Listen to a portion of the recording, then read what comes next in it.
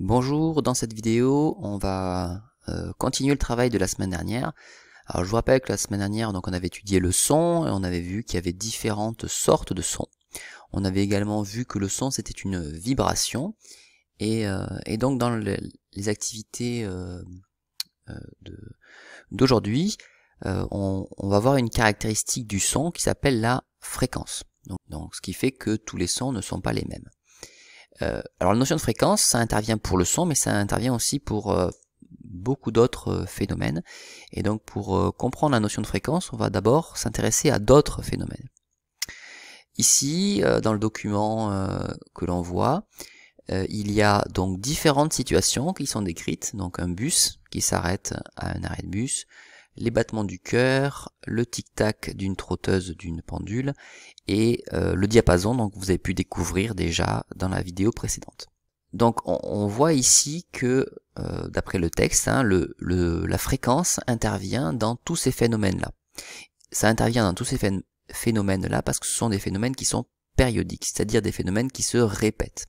Donc dans la première situation, ce qui va se répéter, c'est le fait qu'un bus s'arrête à l'arrêt de bus. Ici, les battements du cœur, c'est le fait qu'il y a des battements de manière assez régulière. Ici, c'est le mouvement de la trotteuse qui avance à chaque fois de un cran. Et ici, ce sont pour le diapason, ce sont des vibrations quasiment imperceptibles à l'œil nu qui vont se répéter. Une vibration, c'est un mouvement qui se répète.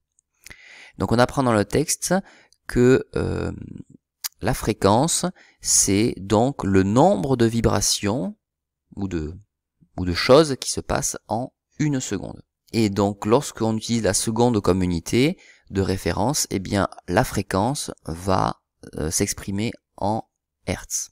Ici, la première question, je vous demandais de retrouver, de surligner la définition de la fréquence. Donc la fréquence, c'est marqué ici, c'est le nombre de répétitions par unité de temps. C'est le nombre de fois que quelque chose se répète en un certain temps. Par exemple, en une seconde. Ici, j'ai proposé une correction qui donc utilise pas vraiment un vocabulaire scientifique. J'ai marqué, c'est le nombre de fois que quelque chose se répète en une seconde. Alors, j'ai utilisé le mot seconde, mais en fait, c'est le nombre de fois que quelque chose se répète en un certain temps. Si j'utilise comme unité la seconde, ce sera par seconde. Sinon, ça peut être, comme dans les exemples au-dessus, par exemple, la fréquence, ici, c'est 5 bus par heure. Ça veut dire que chaque heure, il y a 5 bus qui passent. Ou ça peut être par minute. Ça dépend de l'unité de référence. Bon, pour simplifier, nous, on utilisera toujours la seconde, puisque vous savez que c'est l'unité de temps de base en physique.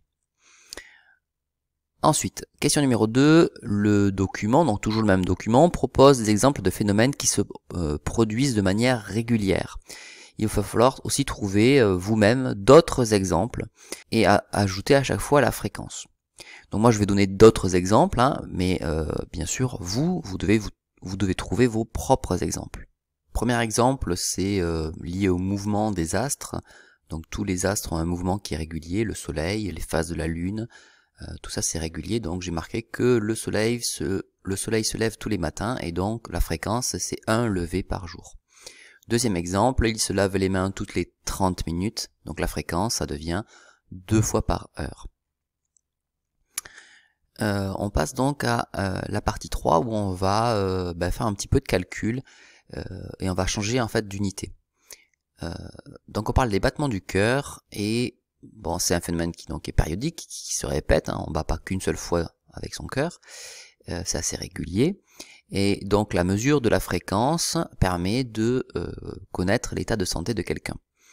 On cherche ici à calculer la fréquence alors qu'on sait qu'il y a 72 battements par minute, sauf que nous, la fréquence, regardez, on va la chercher maintenant en Hertz. Donc en fait, on va essayer de déterminer le nombre de battements qu'il y a en une seconde, qu'il y a chaque seconde. Donc pour ça, je vous ai fait un tableau de proportionnalité qui est déjà complété. Et vous, ce que vous avez à faire, c'est simplement utiliser le produit en croix. Donc pour calculer la fréquence, qui est le nombre de battements en une seconde, je vais devoir multiplier les deux chiffres qui sont sur la diagonale du tableau et diviser par le chiffre qui me reste, c'est-à-dire 60. Donc ici je fais 72 fois 1 divisé par le chiffre qui me reste, 60.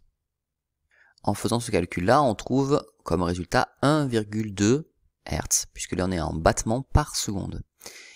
Et donc on peut marquer, on peut recopier à nouveau la réponse avec une phrase de réponse en dessous. Alors là, vous allez pouvoir essayer de mesurer votre propre fréquence cardiaque. Donc ce qu'il va falloir que vous fassiez, c'est que vous placiez vos doigts contre la carotide. Alors la carotide, donc c'est une veine qui se trouve au niveau haut du cou. Hein, il y a un creux qui se situe ici, et si vous appuyez un petit peu sur ce creux-là, vous allez sentir les battements de votre cœur.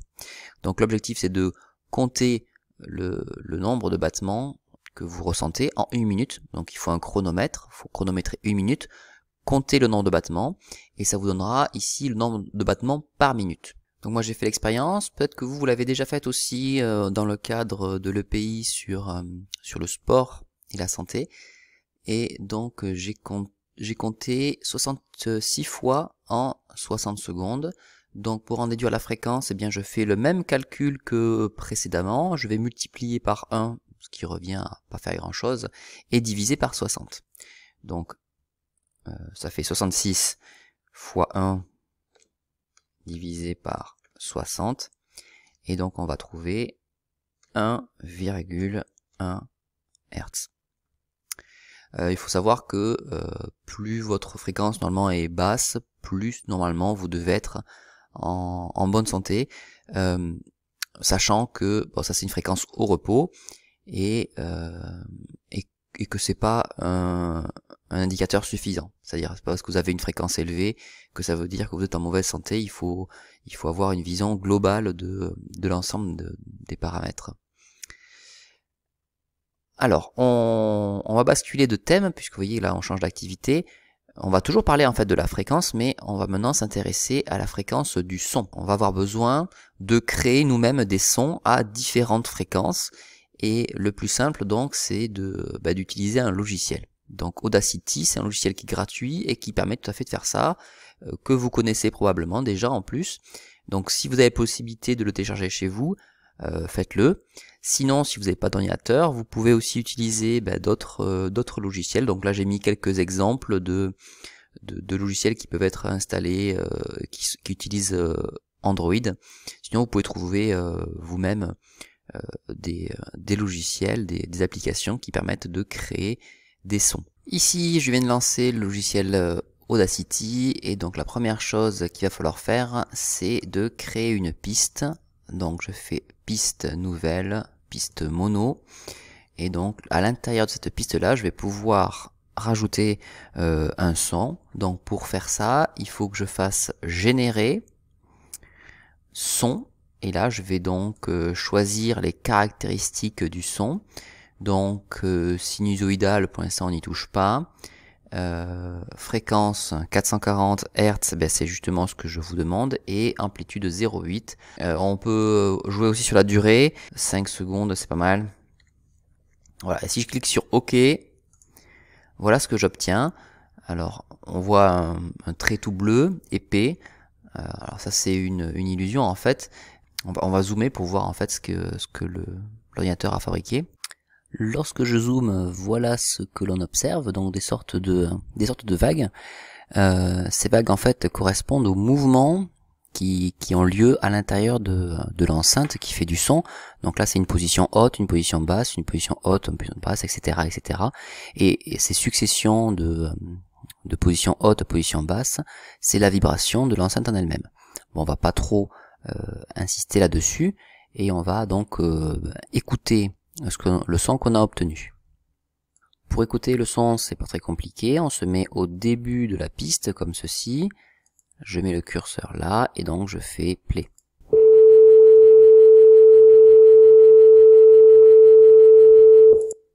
Donc là on était avec un son de 0,8 avec une fréquence de 440 Hz.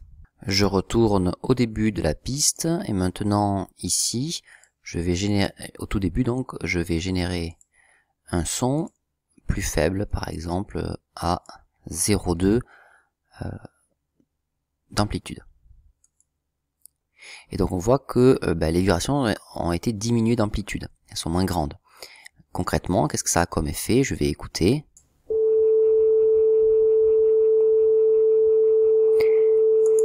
Et donc ici on a un son qui est plus faible.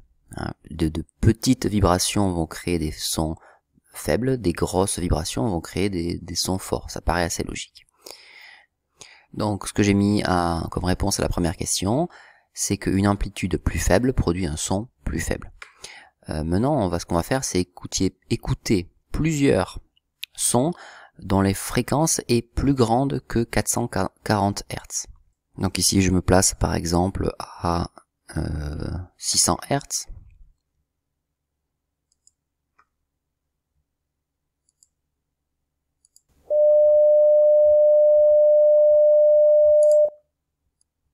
Et ensuite, donc, un dernier son à 1000 Hz, par exemple. Donc, j'écoute maintenant le son. Vous avez pu donc constater que plus la fréquence augmentait, plus le son était aigu. On peut aussi faire le même travail pour lorsque l'on diminue la fréquence. Donc à chaque fois, je vous rappelle, on se remet au début de la piste, on fait générer un son, et donc on va se placer en dessous de 440 Hz, on va par exemple se placer à 200. Ok, donc on voit qu'il y a moins de vibrations, et donc on fait lecture, et donc là on se rend compte que le son est plus grave. On répond donc à la question 3, comment est modifié le son lorsque l'on diminue la fréquence, en disant que plus la fréquence est basse, plus le son est grave. Donc dans la fiche, je vous dis que en faisant plusieurs essais, vous devez essayer de trouver la fréquence minimale que tu peux entendre, que vous pouvez entendre, et de recommencer pour la fréquence maximale. Alors ça c'est une technique qui est faisable et que vous pouvez tout à fait faire. Moi je vais vous en montrer dans la correction une autre qui est plus efficace, plus rapide, mais qui est aussi un petit peu plus compliquée. Dans Audacity, donc la première chose que je vais commencer par faire, c'est augmenter ce qu'on appelle l'échantillonnage. Bon, c'est peu importe comment ça s'appelle. Donc le but est ici de trouver la valeur maximale. Donc moi, au-dessus, le logiciel ne fonctionne pas, donc la valeur maximale que je peux utiliser, c'est celle-ci. Donc je sélectionne, donc il doit y avoir 3 zéros, donc ça doit être 192 000 qui est marqué. Ensuite, au lieu de générer simplement donc un son, je vais générer ce qu'on appelle un sifflet. Lorsqu'on génère un sifflet, on va pouvoir agir sur le son et pas simplement avoir une seule fréquence ou une seule amplitude. Donc c'est ça qui est très pratique. Donc moi j'ai choisi de partir d'une fréquence de 3 Hz, donc normalement quelque chose qu'on ne peut pas entendre, et à la fin donc je suis à 22 000 Hz, donc normalement aussi quelque chose qu'on ne peut pas entendre parce que la vibration est trop rapide. J'ai une interpolation linéaire, bon ça on s'en préoccupe pas, et donc une durée que j'ai choisie de 20 secondes. Donc il va se passer 20 secondes entre le début et la fin de la piste que je vais créer. Si je fais OK, on voit de nouveau une bande bleue qui apparaît, donc qui correspond à beaucoup d'oscillations. Mais par contre maintenant, si je zoome dessus, voilà, donc je zoome dessus, je me place au début et je vois que les oscillations, les vagues sont assez espacées. Par contre, si je me mets à la fin de l'enregistrement, là, elles sont tellement rapprochées que j'arrive pas à les voir, donc il faut que je rezoome pour les voir apparaître. Donc ça veut dire en fait que les vibrations à la fin sont beaucoup plus rapides que les vibrations au début. Donc le but est ici d'écouter l'enregistrement et de s'arrêter au moment où on n'entend plus le son.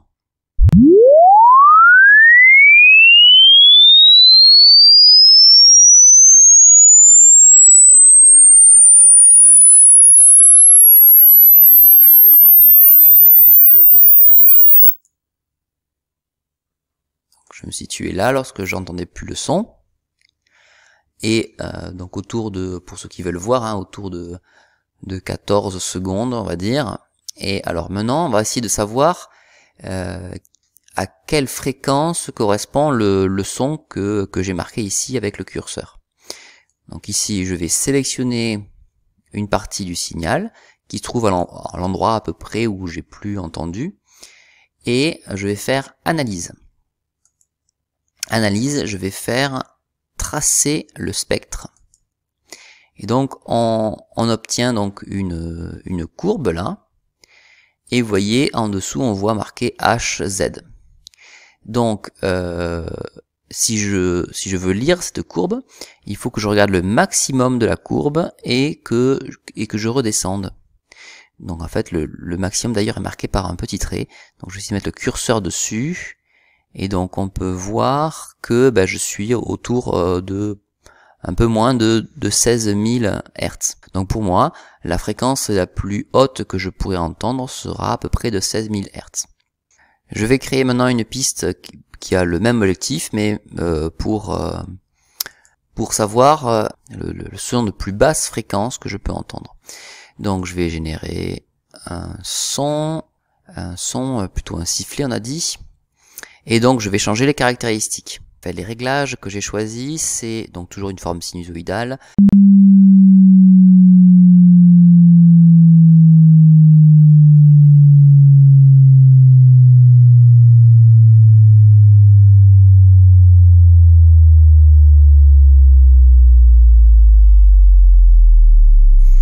Je zoome sur la partie que j'ai sélectionnée. Voilà, donc moi ça s'est arrêté autour de 15 secondes. Comme ceci. Et de la même manière, je fais analyse, tracer le spectre. Lorsque je fais ça, je me retrouve avec un tracé qui est pour l'instant inexploitable. Donc il va falloir que je rentre dans les paramètres. Donc je vais augmenter la taille. Et je vais passer à une fréquence logarithmique. Alors peu importe ce que ça veut dire, tous ces termes. Je vais agrandir aussi. Et donc j'ai un pic qui est situé ici. Et donc si je mets le curseur, je vois que le curseur montre une fréquence à 51 Hz. Alors on le voit ici là, 51 Hz. Donc en fait le 20 Hz, 20 kHz, c'est quelque chose qui est très approximatif. Pour moi par exemple, moi je me situe plutôt entre 50 Hz et 16 000 Hz. Donc d'après mes mesures, ici je peux compléter que je peux entendre des sons situés entre 51 et 16 000 Hz. Mais donc ce qu'on va retenir par contre, c'est le schéma qui est ici. Donc je peux entendre normalement entre 20 et 20 000 Hz. Donc là je me déplace vers des sons plus graves. Ici je me déplace lorsque la fréquence devient très élevée vers les sons aigus. Entre 20 Hz et 20 000 Hz, on a ce que l'on peut entendre, donc les sons qui sont audibles. En dessous, on va avoir ce qu'on appelle les infrasons, et au-dessus, on va avoir ce que l'on appelle les ultrasons. Donc que retenir de tout ça? Eh bien que le son est un phénomène périodique, que le fait qu'il se soit un son aigu ou grave, c'est dû à la fréquence. Plus la fréquence va être grande, plus le son sera aigu, plus la fréquence sera faible, plus les sons seront graves. La fréquence, ça représente donc le nombre de répétitions d'un phénomène en une seconde. La fréquence est notée par la lettre F. Son unité est le Hertz, de symbole Hz. Et donc, ce qu'il faut retenir aussi, ce sont les noms là, ultrasons et infrasons. Voilà, l'activité est terminée maintenant. J'espère que vous avez réussi à mesurer votre propre seuil d'audition et vous vous êtes rendu compte donc que vous n'êtes pas capable d'entendre tous les sons qui existent. C'est pas le cas de tous les animaux. il y a des animaux qui, eux, sont capables d'entendre des infrasons ou des ultrasons. Par exemple, les éléphants ou les dauphins. Et je vous dis à la prochaine fois.